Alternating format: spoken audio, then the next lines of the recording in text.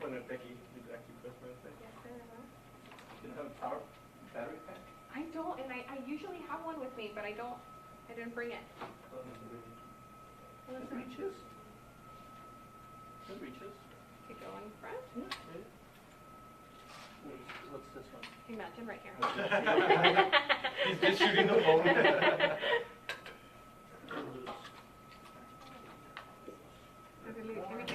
Es que they always have everything, you know, it's like... Voltealo. Voltealo. Oh, okay. I'm going to be working with you guys before you know it. Just watch. No, Well, if you don't keep your phone charged, girl, yeah, I mean, you could have some major issues.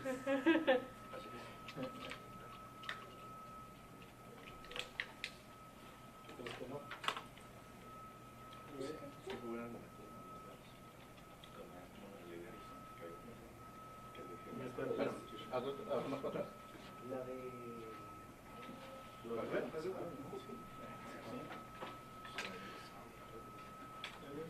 Pégate más. ¿Qué pasa con el light? No, porque no quiero que esté muy tapete. Está muy pesado. Pero ahí así, mira, ahí así ya queda como un poquito la cosa.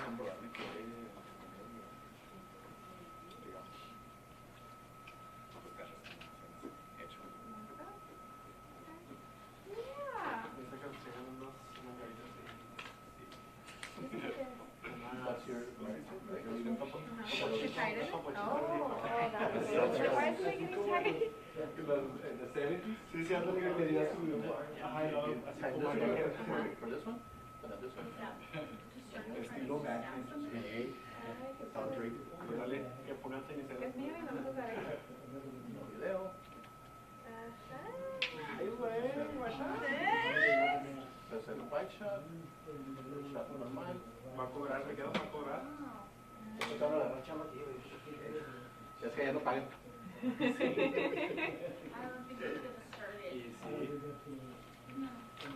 Okay. Paga, no bien, pero paga. No me pagan ni en pesos. Have your notification silence? Yes.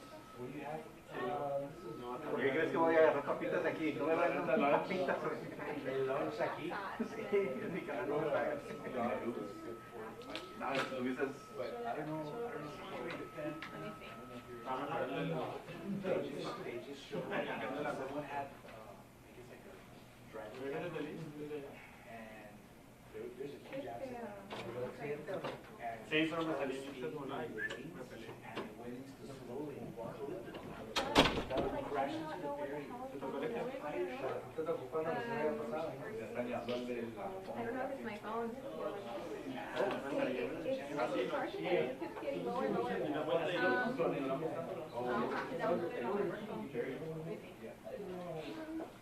Mia, don't let him start.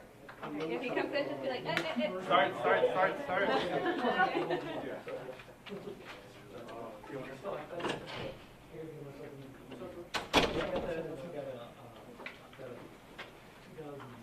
Who is that guy? That's fine. It's charging, but it's gonna die. yeah, just give the work phone and download Facebook.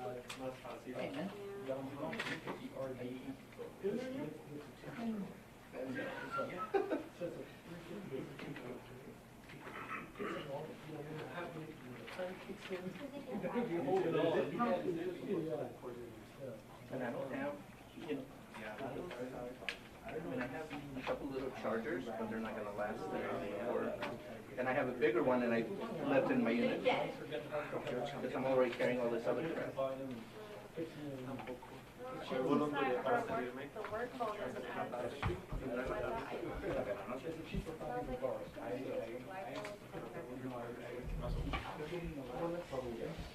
Do you wonder what that to be? Thank you. Gracias a Dios, no más cansado. Thank you. I love your shirt. I didn't pick it. It brings back memories from when I was in Vegas. Oh, there you go. Wait, ¿ya viste? Déjame la quesadilla.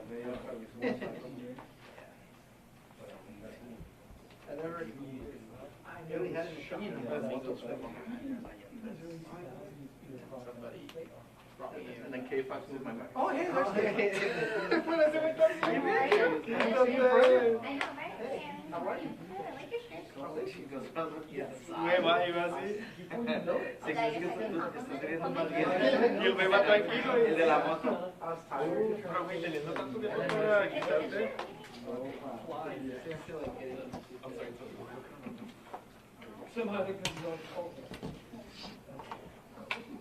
¿Tienes fast charger?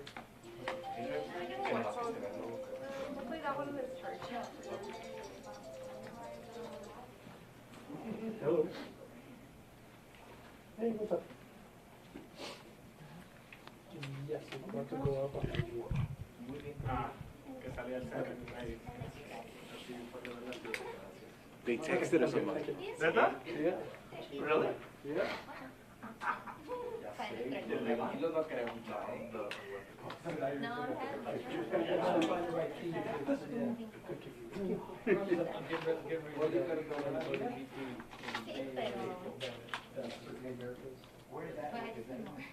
No, yeah. O sea, eso te siente igual.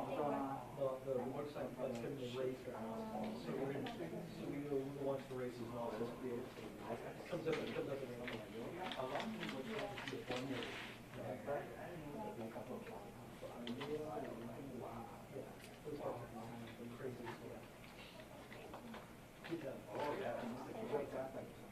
And everybody taking the we trailer the bikes down and then we ride around all weekend over there and start in the hill country straight.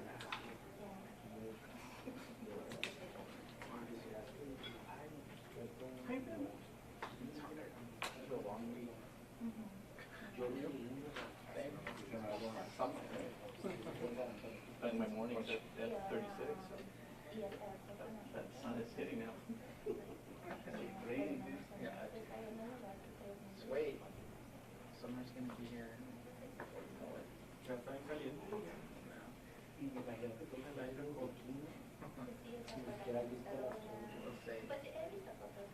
Bueno, pero no es It's not as hot as it was.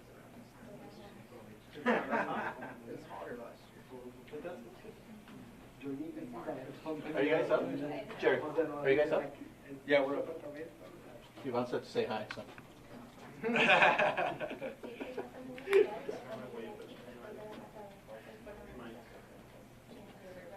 like, say hi. Oh wait, you moved.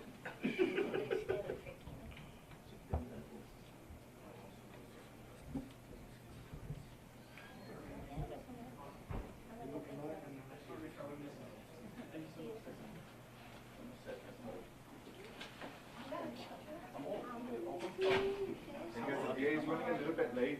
He's in another meeting, but he'll be here shortly. Oh, dude, it moved again. But it did move. Yeah. You want to borrow my house? No, es que no lo déjame lo presto. No creo. Dije,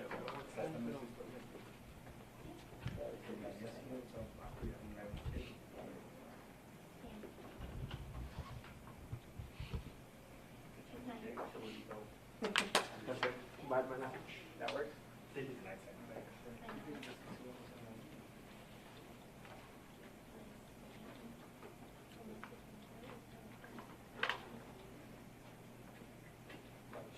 Oh, thank you. See, killing you. A long week. Now I'm actually jealous. I have that shirt now. I'm gonna take a little bumper ride there. Yeah, I'm exactly. gonna take that shirt. You take the shirt from me. When I get canceled, I take that shirt. Well, yeah, well, then Yeah, but we can take it. Oh.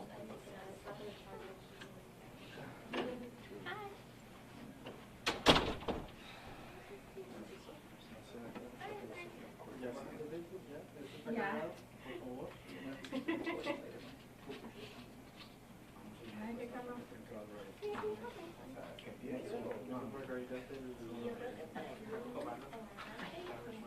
Already? Ahorita,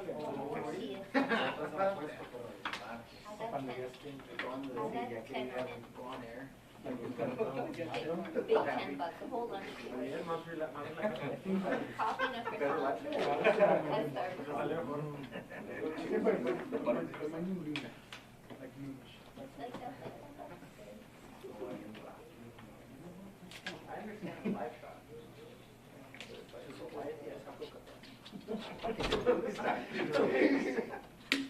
Unos tacos,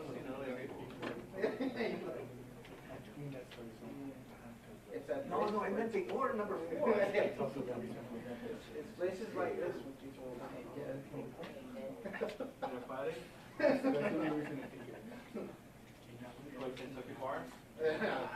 Oh, no, dude. I agree, it's like an event. Go and they did me way harder than I thought. But doesn't it also mean it's Todos quedan listos para caer payaso. Sí. They use the worst alcohol possible. But with 100%. and it comes with Oh, you guys. everyone with this best friend. ¿Quieres hacer eso? He's been saying he thinks it's actually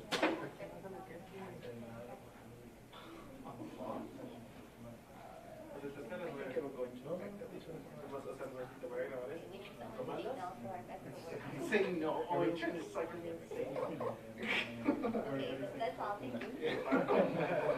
Aquí está.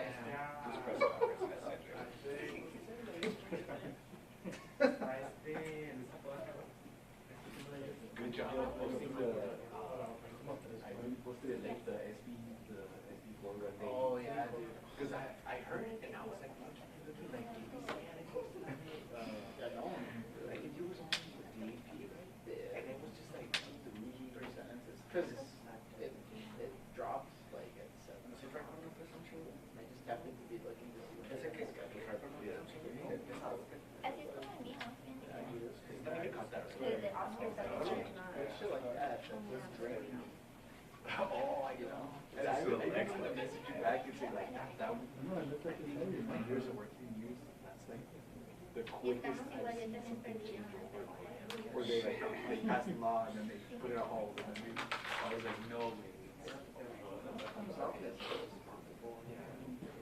I agree. Because if there are real questions about it, if certain similar laws have been ruled against before, you should try and protect free rules. Yeah. Because you didn't do your last part in this part. That's the quirkiest I've seen. It's very Latin. It's the one that Hey, dude, like, if you have to, anyways, the hearings, Yeah, like and I also it's cover that's what I'm doing. habits, like, you know what, guys, like, public policy. There it is. ¿El viernes fue su primer día? It's an older model. yeah, Thursday, because it's Thursday. So everybody's going in. But they were gonna have me work like 6:30, and I was like, No, ese día es padre. So it's kind of Y like, porque me gusta ir. remember how like Y luego hace cuenta que todos los días y lo tranquilo y el día que ya en la casa ya me iba a pelar. Y mi papá le dije, can you stay? Lo primero que digo, we all ragged by December. dude, I think the elections are gonna be crazy. The way I see it, it might get ugly because Trump is taking funds from like the arts. Oh, is that what they were tracking? Yeah, I can see it. Some people out there, it's crazy. Oh, is this the video on this end? Get nasty. Oh, yeah, I'm actually worried. Because if he doesn't, Oh, yeah. That's that's fine. Si creen que su viernes va mal, high profile. el de la moto. No kidding. There's someone Also, my dad didn't see oh, worst day. Eagle Pass.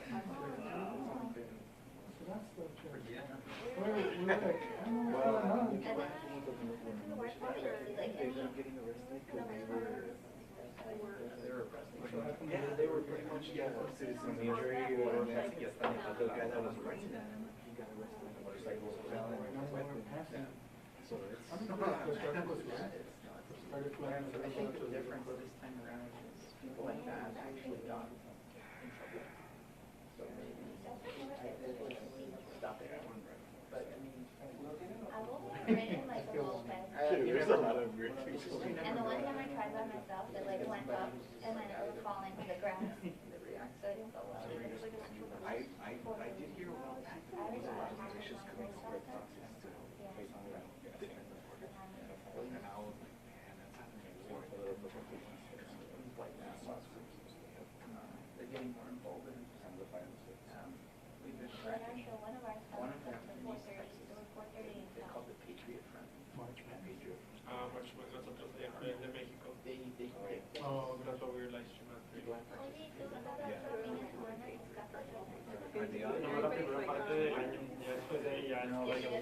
they'll Pues es lo que do dice la gente, faltas todos los fines de if they're semana, gonna say no, anything at all. nos faltan cuántos fines de semana al año, but they're like close days. Yeah. No, pero o sea, todos en México. Ah, sí, México. Como historia ya más barato, mejor fiesta, mujeres más. So sometimes I intercept them. Like, why would I not go? Pues están baratos los vuelos, 150 round. They're just Yeah, Sí, Guadalajara, Cancún, like 200. pero te quedas con amigos o Sí, vamos a ver. Nos hacemos en la playa o we get all inclusive. Y nos tiramos así como que a Guadalajara o así, we get Airbnb. Y así nos cotorreamos. Sí, porque nosotros like you have like rules y luego no pueden estar por tu cuarto. We'll turn into like a Lord of the Flies. Yeah, pretty much. like Yeah. cleaning and stuff, ¿no? Pues, I mean, if, like for example, si vamos Well, 8, I'd like to see it's like $800. Yeah. So hay que pagar 100. It's 18. No, no, pero like, they also have like a lot of weird rules. Pero todo lo, I was pues sí, good. but like, as long as you don't go like too rowdy, like, no sé, like, yeah, nosotros, like, for example, after party, you know, I enjoy like, shooting. te llamamos bocina, but we keep it to the level, like, yeah, we drink, we Great sing, art. pero no es como que, yeah, let's trash the restroom. You're really good at it. Okay. No, like, we're very responsible in that case, you know, Exactly. si fuman, like, los que fuman, like, se salen ahí, You like, know, más I- fuera y todo, like, buena energía. Ah, okay. I don't think it's talking to the bosses about it today. Y luego los fees, todo eso te lo cobran antes de que lo on one But story. that's why sometimes like hesitant to get Airbnb. Pero I'm like, ah, Pues si vas como por dos, like, no, por ejemplo, allá en México ya te cobran el fee desde que te vas, o sea, está como que te dicen tanto, es tú, y ya no te preocupas de nada. That's true. maybe I should I get it. Something Make sure you take a break. It's real. Güey, me tocó como like 120, Seeing all that good stuff to us too. pero si vale la pena, si vas 7, Someone told me. so te sale como 70 a night, ponle 80. Y acá, pues, sale $100, eso los 4 days. 4 nights, y Oh. oh, Oh, that's tu tiempo, yeah. tienes tu garage, pues, That one hurts too. That one still hurts. yeah, no, I love that. está padre. La vida nocturna ya es Yeah, got some bad news or whatever, but they said they had one. Yo fui a la calle 2 años de prepa. Sí, Como en la Condesa. ¿neta? ¿2 años entonces? Sí, como en la pasada de ¿Te gustó? ¿Estudiar allá? Because of pero no en la escuela, no sé si la has visto. you know, Pero but you know what queda, sucks o is sea, that queda ahí en la área de la Condesa y es kind of, it's like a high I tried, school, half I like, university. because I didn't So know. like adentro de ¿Cómo se llama? la calle. ¿En qué va a ir? Creo que sí la conozco. Yeah. It's odd because Como azul, like rojo, he was my teacher, him and the Pero, o sea, yo sé que no es lo mismo para México, pero no para vivir, like, you know, puedes ir así, like, side days, like, I need my spray painting, I need my backyard, I need gravel tissue, and the work. Right, I would visit, yes, I'm like, sí, or Raul and Jose, right? Because then he was like, I'm the chief. And then Dennis always had like a chip on his shoulder kind of thing, right? But Jose was like, yeah, and he was a hard ass, but he was because he wanted to teach. He was always a great teacher. You know, and then just when I heard it, I heard when it happened, Laura came up to me, stunned look, because she had just and like you could see like nothingness in her eyes, and she was still trying to process, but she came up to me like, this is what happened. Don't tell anybody yet. I'm like, so I don't remember my 6 o'clock live shot or anything, dude. After that, I can't remember anything. Except once I picked up my kid and I hugged him, and then it was like, pues algo le va mejor, lo meten a la cárcel, le dan de comer, le dan el techo. You do gotta take a mental break, 'cause But yeah, like the hobos, I mean, they get treated better. That's why I like But the they're shirt. freedom is street. Gray one. Okay, most of them, they have it during the winter days, actually. But you should think Rethink their decision.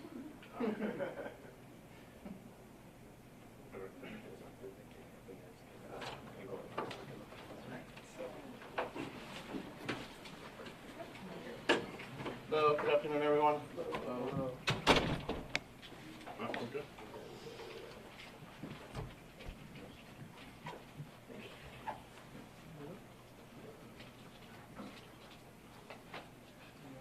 Want to make sure Jennifer Cuevas is here Oh, I'm and happy with our meeting. Is okay, good.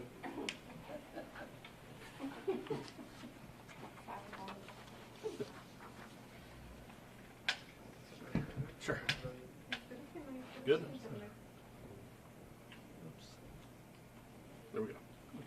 Little thing's running, so we should be good. Okay.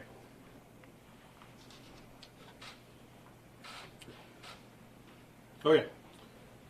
Good afternoon. My name is Bill Hicks, and I am your district attorney. I'm glad to have everyone here today. We've had a lot of questions about SB4, which the operational part of SB4, what really translates to everyone, is the new Chapter 51 of the Texas Penal Code, in particular Chapter 51.1.02, 51.03, 51.04. Those are the relevant parts of the new Penal Code which actually apply to the aspects of the immigration laws that are really of concern to people. First off, as everyone is aware, our U.S.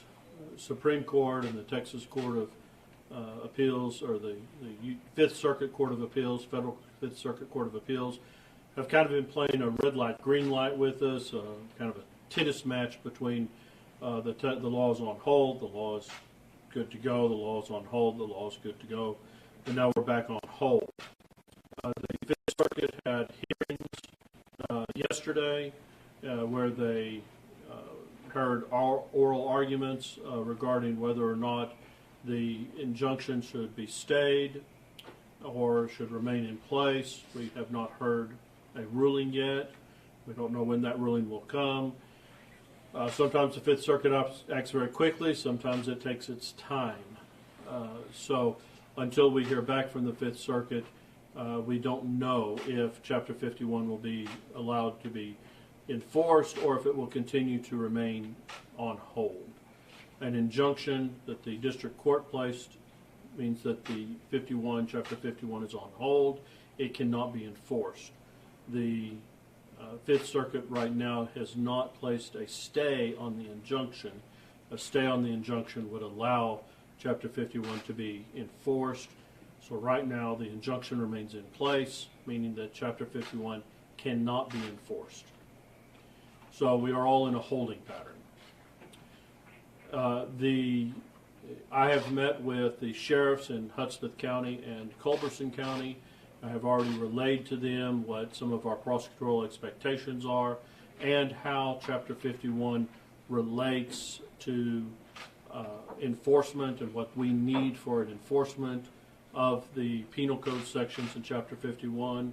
I have a meeting scheduled next week with our law enforcement agencies here in El Paso. I have already met with the regional director for the DPS, which covers in particular for me, the 3 counties of which I'm the district attorney of, El Paso, Hudspeth, and Culberson County. So the Department of Public Safety DPS troopers know what my interpretation of what we need to enforce Chapter 51 statutes should the law be allowed to go in force and be enforced. Please understand that as a law enforcement official, I don't have a choice in enforcing the law. The law is the law, and it has to be enforced. Only once the cases are, an arrest is made, only at that point can I then exercise prosecutorial discretion on a case-by-case basis for what we will or will not actually prosecute. I can tell you there are certain standards that myself, as well as the other district attorneys from here all the way down to Brownsville, are looking at when it comes to these cases. We all feel that particularly the very first part of Chapter 51, 51.02, which is illegal entry from a foreign country. This is the statute which says that if you come from a foreign country into the state of Texas, that this part of the statute requires a person, that law enforcement has to prove that a person comes into the state of Texas from a foreign country, immediately from a foreign country, without going through a port of entry, and is an alien to the state of Texas and to the United States. In order to prove that, myself as well as the district attorneys all the way down the border agree that this requires that law enforcement have their eyes on the individual entering the state of Texas. You cannot find someone and after arriving at a reasonable suspicion to detain the person and then find out later that they have entered the country illegally, make that arrest. You would have to get a warrant for that person to make the arrest, and you would still need to determine that they entered Texas from the foreign country. In El Paso in particular, a person could enter the state of New Mexico, from Mexico to New Mexico, and then enter Texas. They would not be in violation of Texas Penal Code Section 5102. Texas Penal Code Section 5102 requires a person to enter Texas from the foreign country, not Texas from New Mexico, from a foreign country.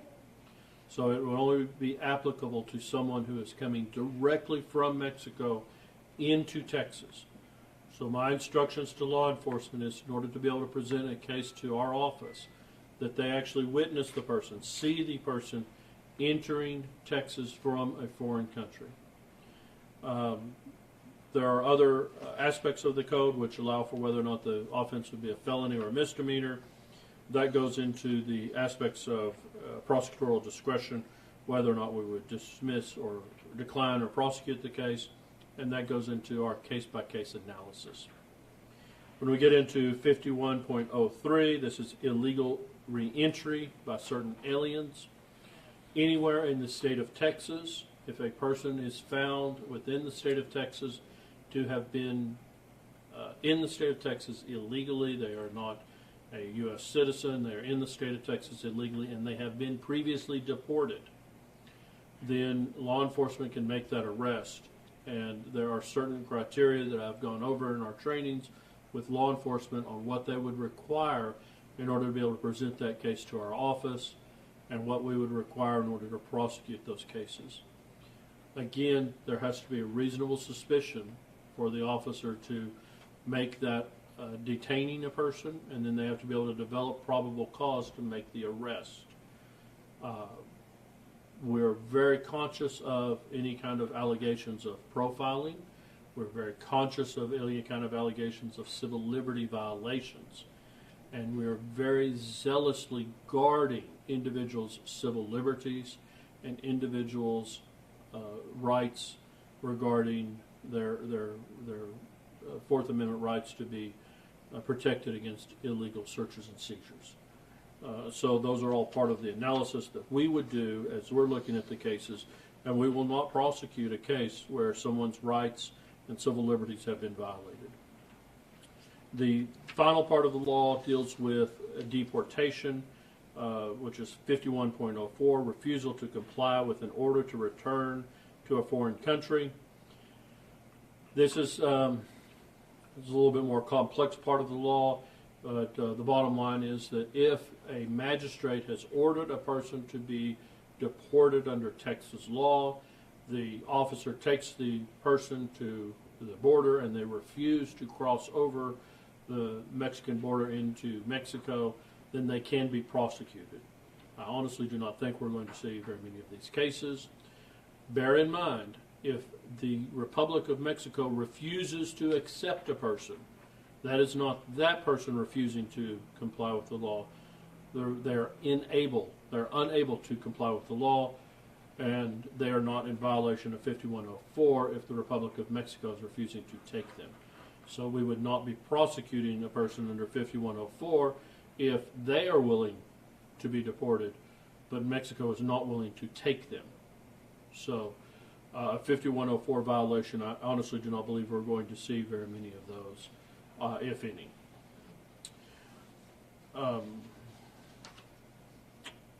I understand that there are probably quite a few questions.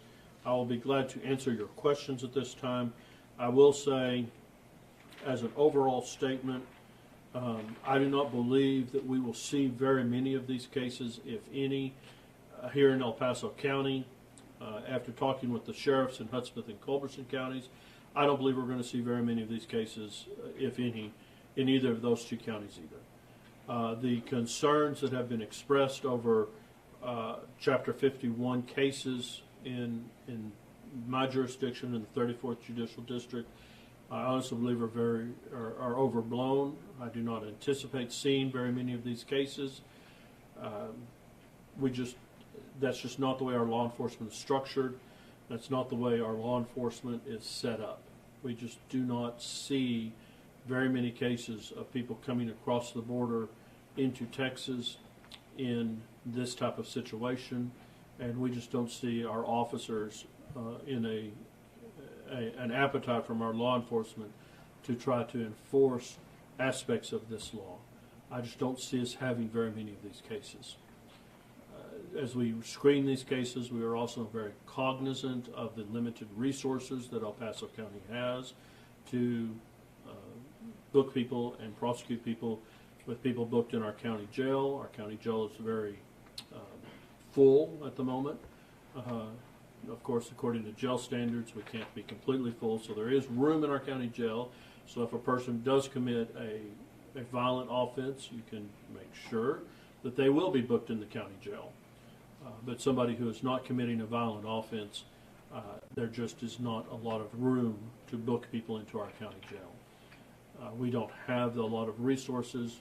Our office is short-staffed, and we don't have a lot of resources to spend on prosecuting cases that don't involve acts of violence, or that don't involve DWI, that don't involve a direct impact to the citizens of our community. We will evaluate every case on a case-by-case basis that comes to us, but as it stands right now, Chapter 51 is on hold. Even if it were to be in place, I still don't anticipate very many of these cases. Right now, our focus has been on smuggling cases. While the majority of the smuggling cases do not, the majority of our smuggling cases result in a basic smuggling with basic individuals being caught in that situation, simple immigrants being caught. There are numerous instances where smuggling cases have resulted in a large group of females with one male. We know that those females were being trafficked. The smuggling cases have also led to stash house discoveries. In those stash house discoveries, we are seeing increasingly a large number of firearms being recovered, and we are also seeing females who have been sexually trafficked and are being sexually trafficked. I think that our smuggling cases are very important to our community because they are leading to the discovery of these stash houses, and we are intercepting and interceding people who are headed to the stash houses who are being trafficked, and we are interceding firearms in the course of this trafficking. So our smuggling, our focus remains on the smuggling cases. I'll go ahead and take questions. Mr. Hicks, can you, in regard to the deportation aspect here, so are you saying Mexico is unwilling to accept anyone through this part of the process, that it's unenforceable? The aspect of Chapter 51, 51.04, which is a criminal act if a person refuses to comply with the magistrate's order to be deported. We cannot enforce that if a person wants to. We take the person to the border and we say, you must be deported. The law enforcement officer says, you're hereby deported, you must leave. And they begin to cross the border and Mexico says, you can't come into the Republic of Mexico. Then that part of the law is unenforceable. I can't prosecute a person for a 5104 violation if they're willing to leave and Mexico's not willing to accept them. That's correct. What happens after that if they can't, the situation can't be that they just walk on the port, right? So what would happen if Mexico sends them back? They are back in the state of Texas. I don't know that. I assume that they would then become part of, be referred to Border Patrol, but I don't have an answer for that. You also mentioned on some of these human smuggling cases, are these partly in regard to some of the high-speed pursuits we see from DPS? And what is your view of, that method of making those kinds of arrests? I'll say that the high-speed pursuits you see are the vast minority of these cases. Our office sees between 5 to as many as 25 smuggling cases a day. You're seeing high-speed pursuits in a very, very few of these cases. When they're running for a reason. They're running because they were close to the stash house. They're running because the people they have in the car are high-priority targets. They're running because they have guns in the car. They're running for a reason.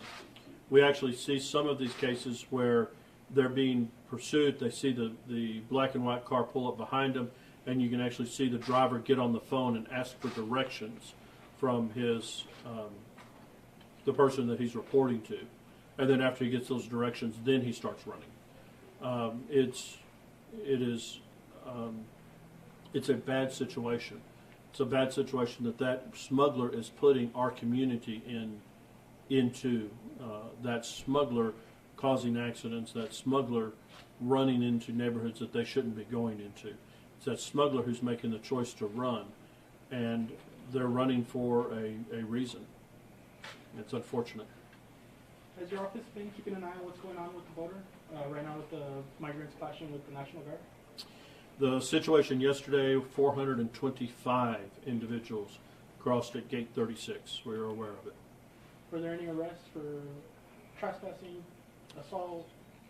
There's at least one arrest. An individual assaulted one of the National Guardsmen and was able to be detained. The investigation continues regarding other people who were involved in assaultive behavior. There is no pending investigation regarding trespass, but there are some investigations pending regarding assaultive behavior. And I will say this, if you are involved and you assault our National Guardsmen or our law enforcement, our Border Patrol, or our troopers, if you assault them, you will face prosecution.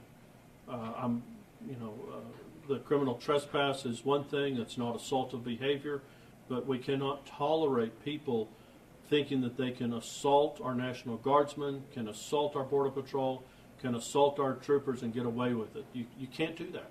You can't. Mr. Hicks, I know, so as part of the defendants in the SB4 case, you've mentioned that your interest, at least, was sort of around the prosecutorial discretion aspect. Can you just speak to what has played out on your end of things in this case? My attorney has not argued against the injunction.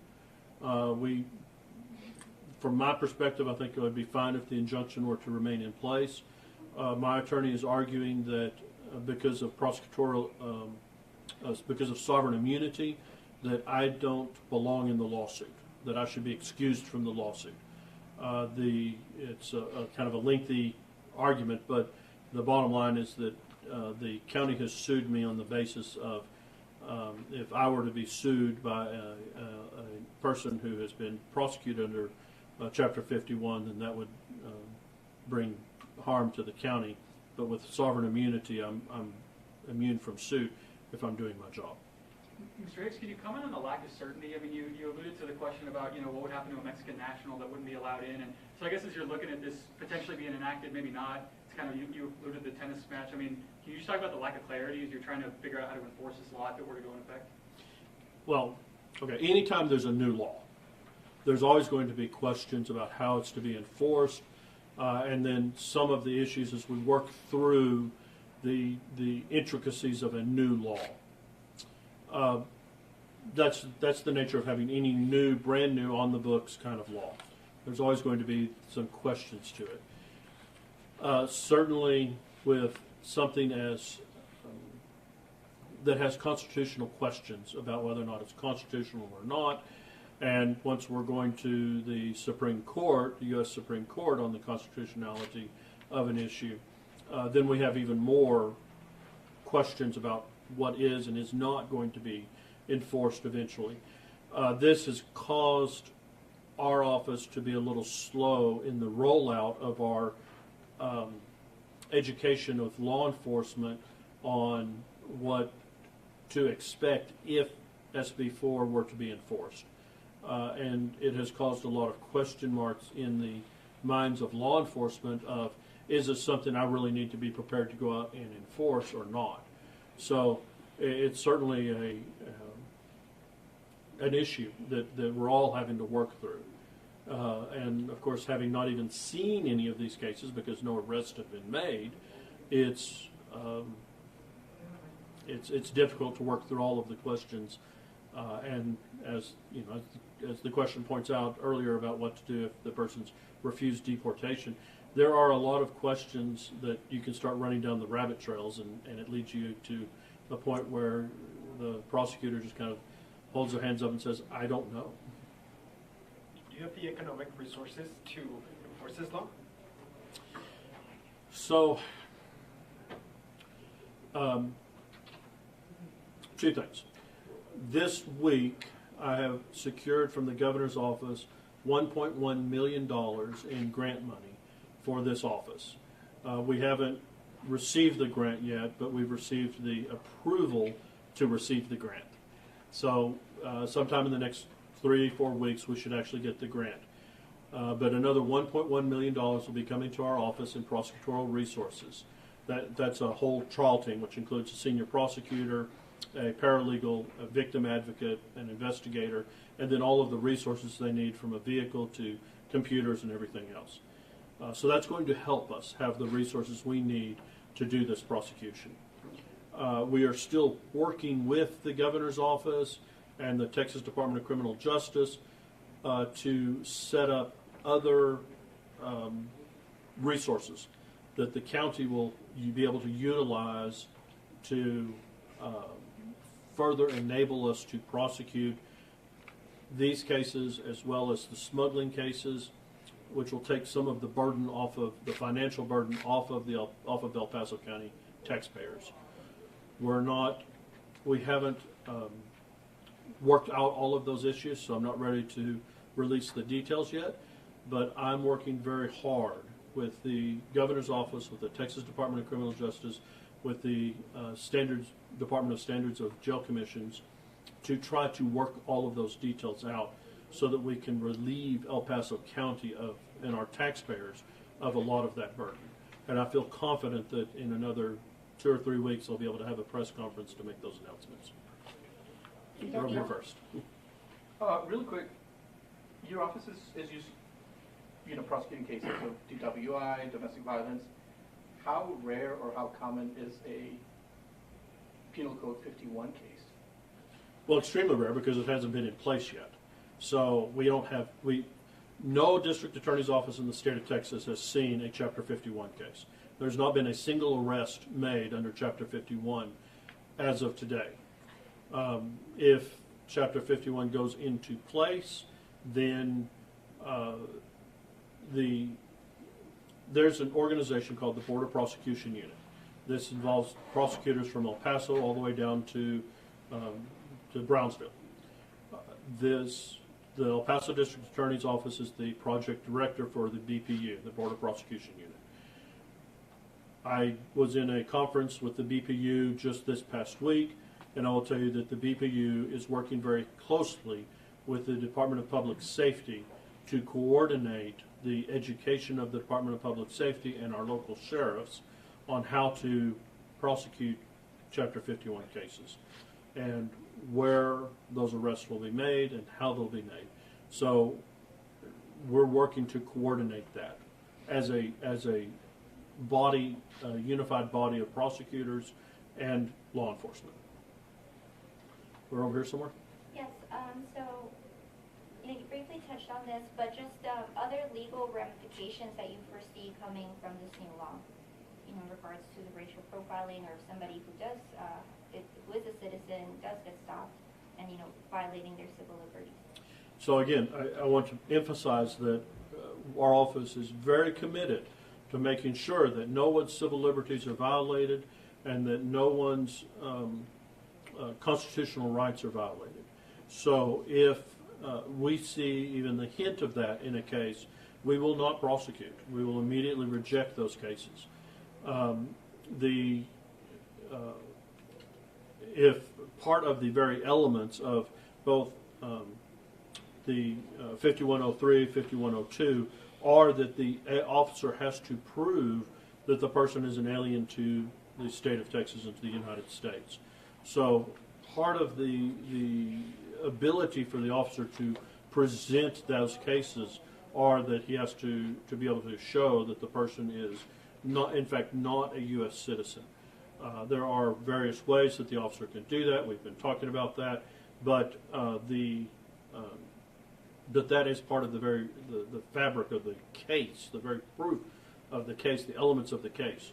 So if obviously if the person is showing up in the databases as being a USC, a United States citizen, then the case stops right there, and the person should be released immediately. You mentioned that you don't expect to see many of these cases through this Chapter 51. Does that say anything about the necessity of the law or the merit? Oh, well, remember, Texas is a big state. And while El Paso is very unique in that we sit on the border of 3 states, right, between El Paso, Chihuahua, and Texas, with New Mexico right there, this law doesn't really apply to somebody who enters Texas from Mexico to New Mexico to Texas.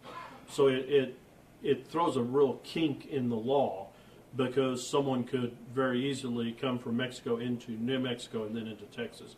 That's not necessarily true in Del Rio or even Brownsville, right?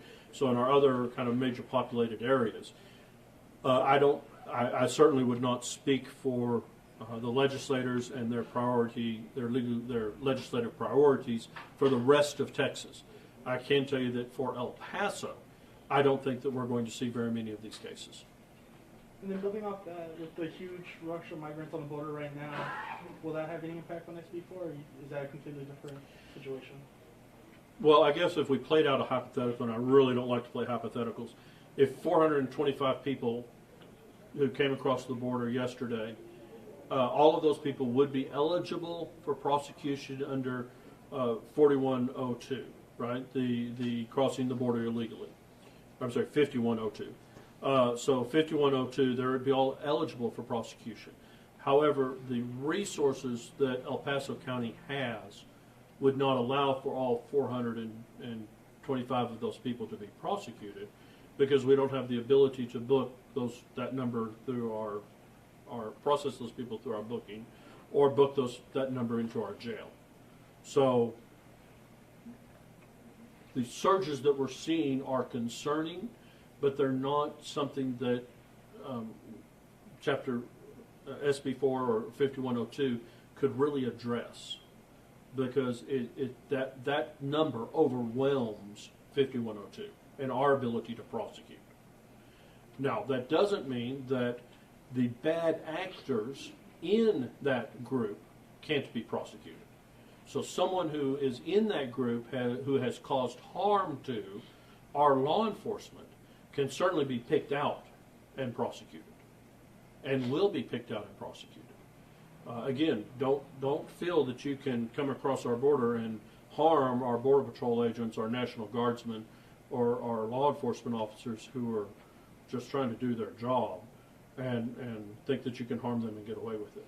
So there's been a recent study about the likelihood of migrants who committed crime compared to native-born citizens. At least the experience here and your jurisdiction in Hudspeth and Culberson County. What is your take on a study like that? And have you seen any real violent crime from migrants or criminal activity for migrants other than having crossed the border? I haven't seen that study. I really couldn't speak to that study. I don't know. I can tell you that there's a criminal element in any large group of people. While the majority of the migrants that I have seen have been law-abiding people, there is a criminal element in every group of people. Out of 1,000 people, there may be 2 or 3 or 4 or 5 or 10 criminal elements there, and whatever criminal element there is in any large group of people, that criminal element is going to remain a criminal element.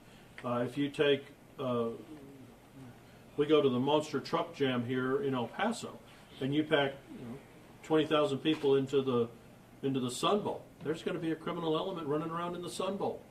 It doesn't matter what group of people you have.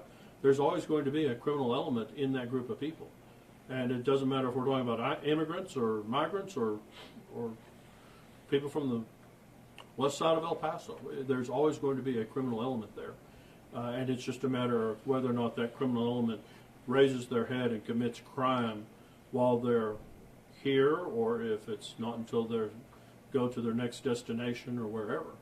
But a majority, I guess, in your experience here.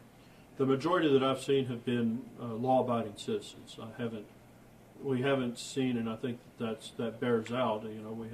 We've had numerous surges coming, and while our crime rate has been on the rise, it is not proportionate to the number of surges that we have had and the tens of thousands of people that have come across our border and have been processed here and then have left, even with some remaining in El Paso. We haven't seen a overwhelming proportionate rise in our crime rate that you would see if the migrants who are coming across were all a bunch of criminals, and that just isn't bearing out. You said with the new law, it's always kind of confusing. Just to let people know, who's in charge of this? Is it your office here in El Paso and Culberson and Hudspeth? Does it come down to law enforcement, or is it strictly just the state, the governor's office? So, a two-prong answer. I cannot control a law enforcement agency. So any law enforcement agency has the ability to develop probable cause and make an arrest. I have no control over what a law enforcement agency does. I can't direct or control law enforcement agencies. That being said, I am the ultimate, or my office is the ultimate say-so on what cases are going to be prosecuted in Hudspeth, El Paso, and Culberson counties. So if my office decides that this particular charge or this particular case is going to be prosecuted, nobody else can tell us to prosecute or to not prosecute. We have that ultimate say-so. We look at every case on a case-by-case basis, and we make that decision to prosecute or to not prosecute, and only our office has the ability to make that decision. Are you worried about Paxton's new rules for district attorneys and county attorneys impacting you guys? There's a reporting requirement that Attorney General Paxton has put forward to district attorneys' offices and county attorney offices in communities of 250,000 or more. Right now, my biggest concern, I have a couple of concerns about that law. I think it's overreaching from its enabling legislation. It requires us to produce everything in our file to include our communications with victims, which are otherwise confidential. It requires us to produce even the child advocacy videos, which is where a child goes and gives a statement to a special trainer, specially trained interviewer, detailing the horrible acts that were committed upon that child. And by law, we are required to keep those tapes confidential. And the Attorney General is asking us to turn those over to the Attorney General. I'm concerned about that. It requires us to turn over all of our work product to the Attorney General, which again, that's unprecedented, and I'm very concerned about that. The requirements that the Attorney General has are very broad for what we have to turn over, and I'm concerned that that is going to be very labor intensive, and I'm concerned that we don't have the staff currently in place to comply with the quarterly and annual requirements for the reporting restrictions on that. It's a lot of things that we would have to report to the Attorney General, and it's very broad. I have concerns. Have you addressed those concerns with the state? Right now, we are in the period of time where it's administrative law. So we're in the period of time where everyone's allowed to make their comments to the Attorney General's office regarding the new administrative law, and our office, along with other large jurisdiction offices, are making those comments. I know you mentioned the county has limited resources right now, but have you talked to other county officials to see what resources you guys can tap or go into if, these arrests are made to house and detain these people? There's not enough space in the county here? Yes. So every jurisdiction has their own answers, okay? And part of our answer, our solution, is the things that I kind of alluded to earlier about the workaround that we're doing with the governor's office, Texas Department of Criminal Justice, and the Department of Jail Commission, the certification for jail commission. We're working with those departments on coming up with a solution that will shift the financial burden to the state away from the taxpayers of El Paso. Hopefully in another 2 weeks or so, maybe 3, we'll be making a press conference on that. And then you said you're expecting $1 million from the state grant. Right now, are you anticipating having to use any other funds from your office to enforce SB 4? No. If SB 4, based on my anticipated, what I anticipate being a reality for prosecution under SB 4, I think between our existing programs and the additional 1.1 million, I think we'll be able to handle the prosecution of what we anticipate happening with SB 4. So El Paso shouldn't expect other cases to be put on the back burner or anything like that? Oh, absolutely not. No. If your case is currently pending or there are additional new cases coming, our office is more than prepared to handle those cases. We're not going to shortchange the rest of El Paso and the victims' cases in El Paso because of SB 4. That will not happen. Mr. Hicks, I remember there was a concern about having to pay for the lawsuit aspect. Are you saying that there actually won't be any cuts then to the programs or services that you had? Or That's totally two different things. Oh, okay. So how's that looking on that? The lawsuit, I have received my first bill, was a little over $12,000, or right at $12,000, and we're having to pay that out of the Chapter 59 asset forfeiture funds. I see. So are you still somewhat budgeting for there to be some cuts in programs? Yes, unfortunately. Is there anything else you'd like to add, Mr. Hicks? No, I'm good. Any other questions? We're good? Nope. Okay. Okay. Thank you so much. Thank you. Thank you, sir. Thank you.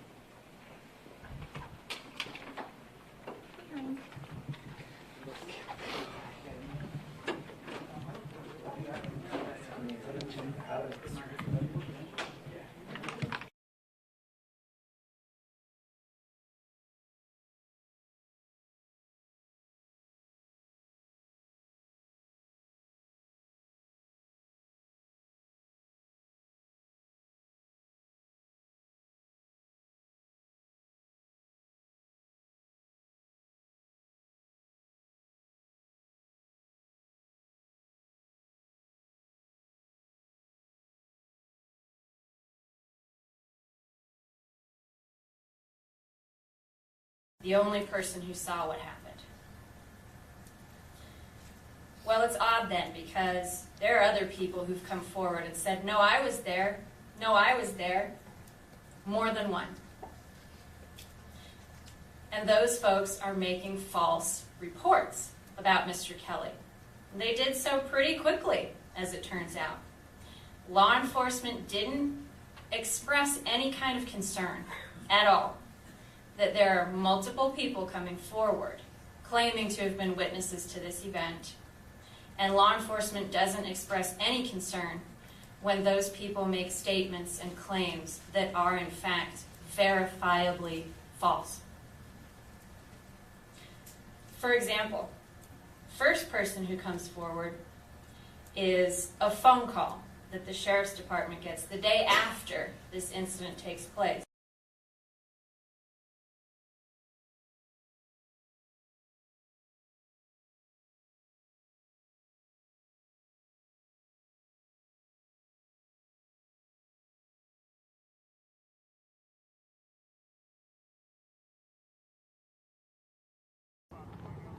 We're hitting a 90.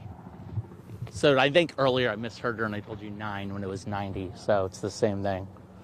90.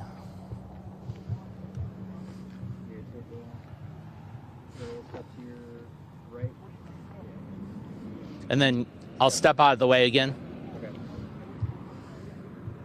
But I'm going to start with the latest. I'm going to say, you know, we just got word that in an hour officials are going to hold a briefing.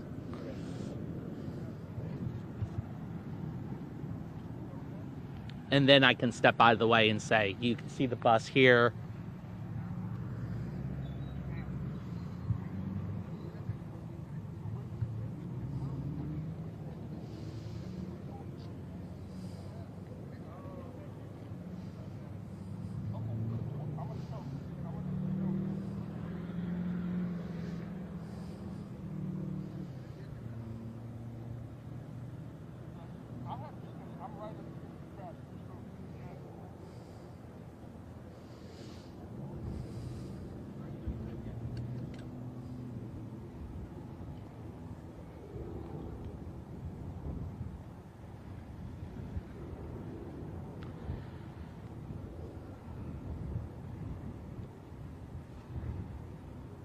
Okay.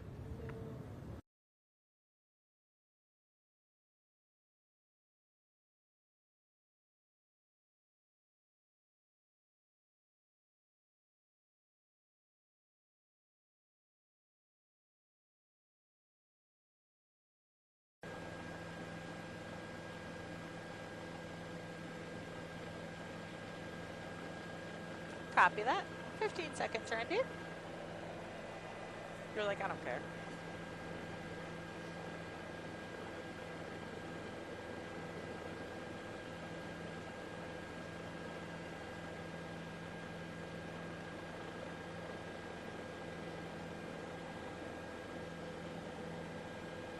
They are certainly trying, but you can still see the smoke and the flames billowing up out of this house. Keep in mind, this fire started at 413 East 3rd Street at about 5:43 this afternoon, and within 15 minutes progressed to 3 alarms and had spread to 2 homes. Now, the goal is right here in the center of your picture. They're trying to keep this from spreading to a 3rd home, although there is already damage to the back of that home.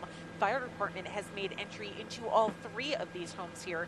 And again, just trying to keep it contained with these houses so close together at this point. There is no word on any injuries. Reporting live over Kensington, Shannon Sohn, Channel 7, Eyewitness News.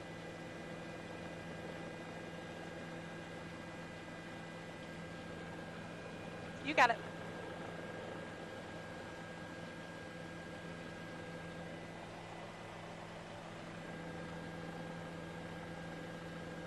All right, copy that. Copy that, Brian. These people are like, why did we start the construction when we started it?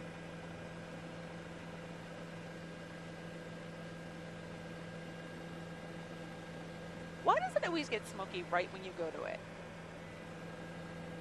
It's rude. Right? No. That's all you.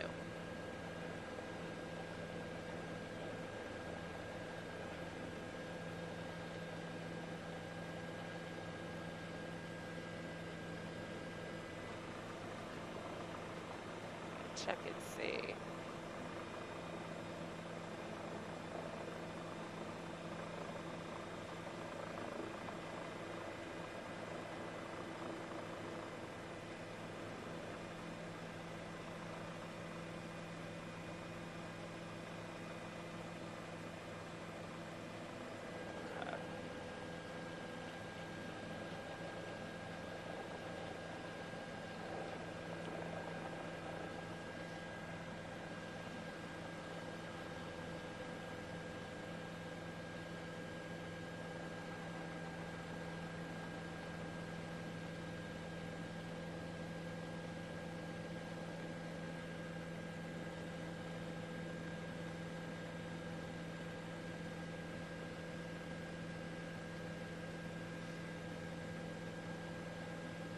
Okay, copy that.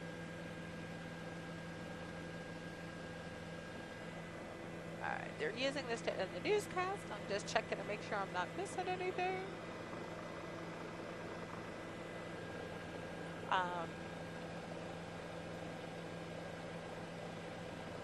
That is all Randy candy.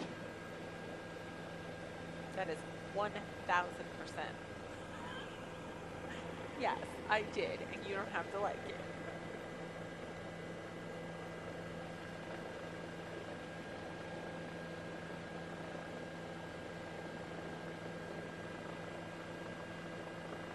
I feel like our roof has collapsed in parts of this. Maybe, yeah, no, it did.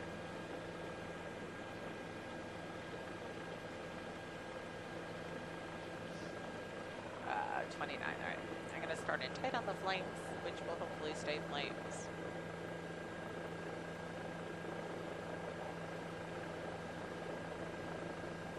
Standing by.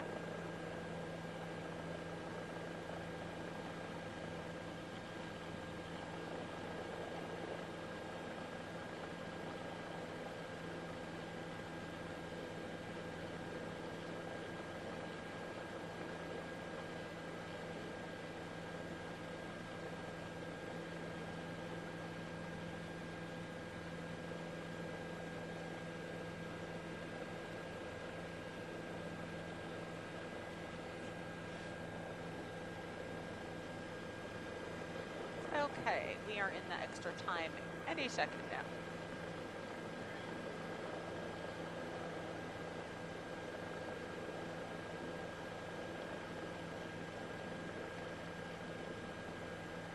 There is no one more deserving tonight.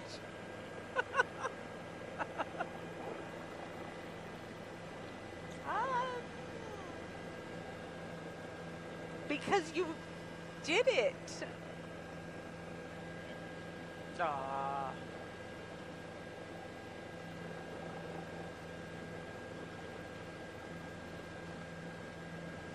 Okay, copy that. Brian said he had tape, but I don't think I'm going to need it. All right, that sounds like a plan. I don't think we need tape. I'm going to throw him off and call for it. That'd be mean.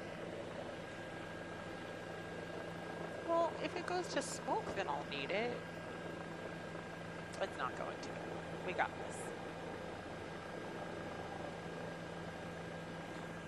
I'm like, but we still have good flames, but then they're going to get covered in smoke. I'm very indecisive here.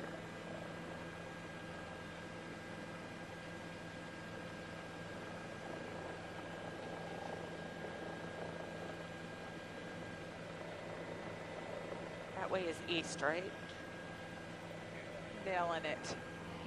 Because you know I think that that's north.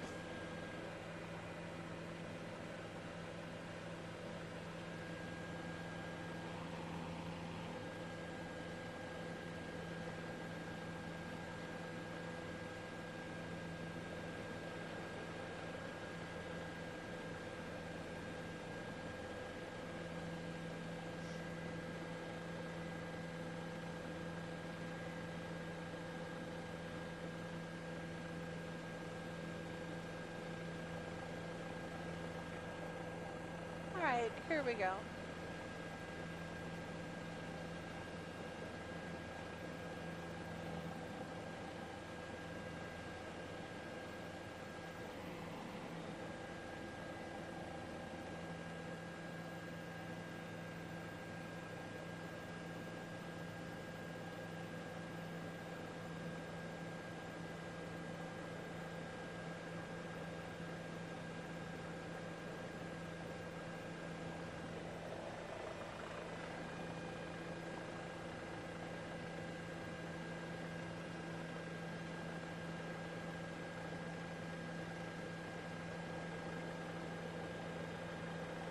And Sandra, this was a very fast-moving fire. It started just under an hour ago at 413 East 3rd Street, and we're just going to bring you down into the thick of the smoke here and into the flames so that you can see at this point the back of at least one of these houses has started to collapse. So you've got the roof collapse on one of them, a little bit on the second one as well. So this quickly spread to 3 alarms, 33 different units on the scene, 138 firefighters and EMS trying to help with this firefighting effort. But you can obviously see the 2 homes that are on fire. But what you can also see is that the smoke is blowing to the east and blowing this fire towards a 3rd house. A few minutes ago, you could see that that house had a red roof.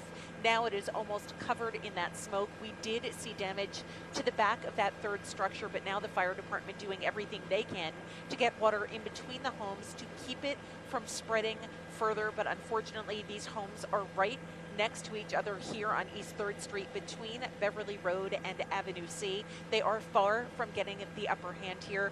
The only good news at this point is that there are no injuries to report. Reporting live over Brooklyn, Shannon Stone, Channel 7, Eyewitness News.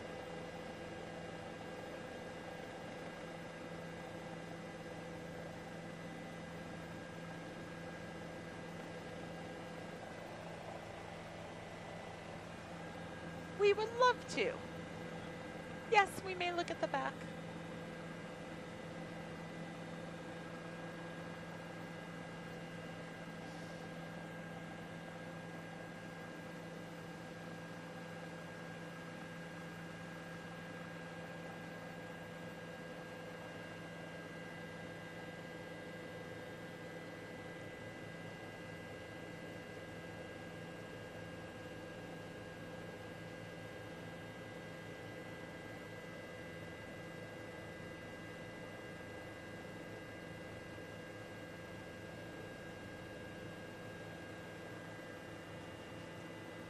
Yeah, I'm going to say that house definitely got damaged.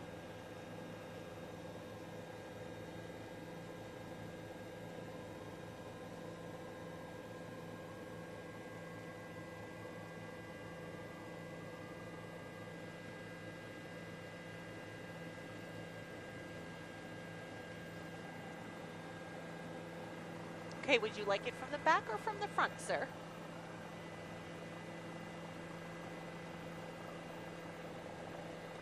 Copy that. Oh, let me get off of that because that's not working.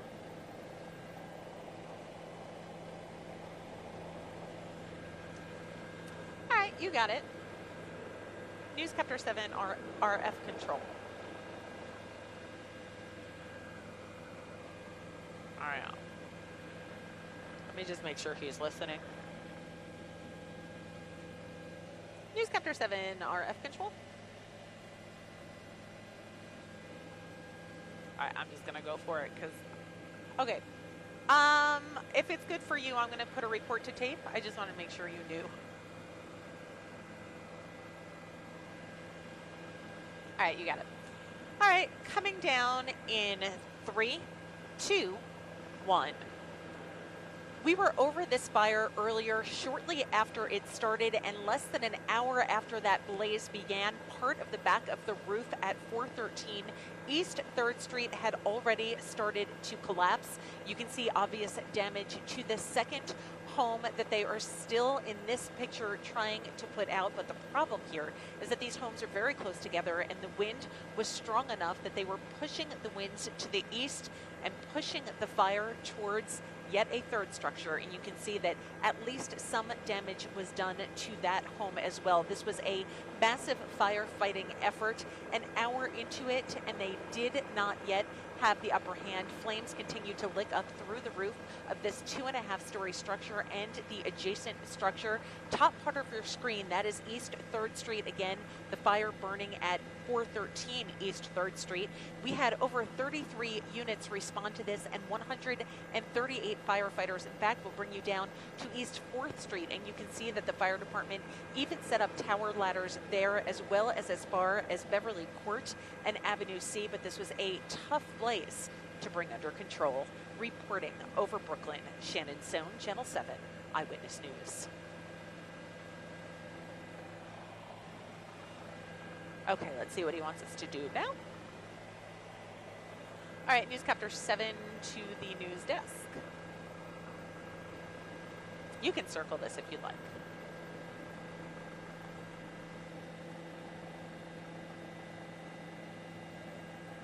Did I say court? I'm sorry. All right, I'll redo it.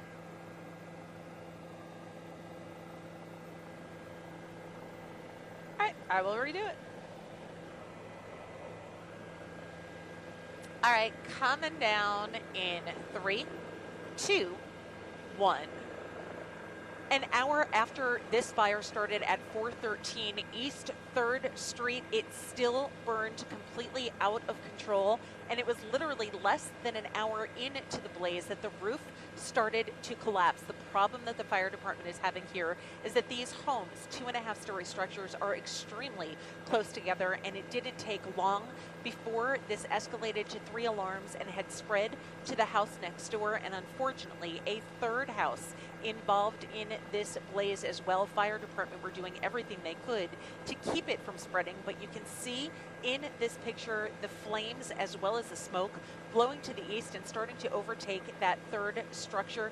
You can see some damage to the back of it, but the fire department at this point had made entry into the homes. We're doing the best that they could. It took 33 pieces of apparatus. You can see East 3rd Street on the top of your screen there, but the firefighting effort went all the way back to East 4th Street. You can see one tower ladder up there as well as in operation. The firefighting effort even stretched to Beverly Road and Avenue C. But again, despite the massive effort, there was nothing they could do to keep this fire from spreading. Reporting over Brooklyn, Shannon Sohn, Channel 7, Eyewitness News.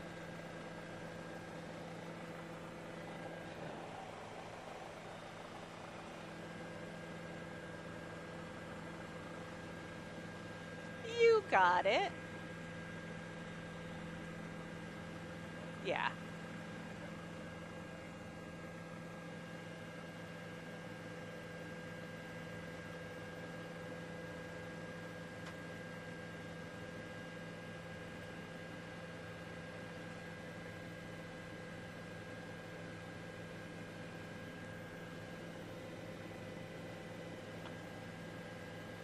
Does it matter if I said Beverly Court? Silly me. I ruined that for you. I apologize.